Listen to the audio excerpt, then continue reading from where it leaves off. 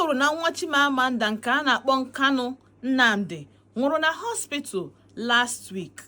Kedu ife gburu nwata nwoke a? Obere nwa dị just 21 months old.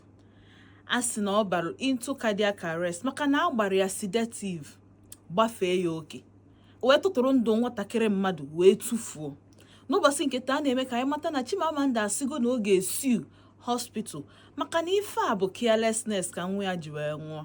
Echekiro vitals, echekiro na onwere ife nwatakịrị dị allergic to, wee duru ya wee gbaa ya sedative mara na arụ ya anabata. Ngwa ka ngwazi unu, gọọmenti na ha na-eneba anya n'ime ife gburu ya bụ nwatakịrị, mana hospital na-eji na-ekwa si na ọbụrọkwafa mere nwatakịrị ji wee nwụọ n'otu Chukwu na Chukwu si wee kaa. Ngwanụ, ọ bụ n'otu na Chukwu si wee kaa, inetel arụ nwatakịrị mmadụ tupu ịgbawe ya ọgwụ sedative, bubara ya into cardiac arrest. Adịm sure na unu echekere maka na this is Nigeria. Ife niile na-eme anyị bụ n'obodo a, mana nsogbu adịrọ. Gọọmenti asigo na oge eneba anya, Chimamanda asigo na oge investigate, hospital na-eji na fama gịnị na akafa dị ọcha na famara ife menụ.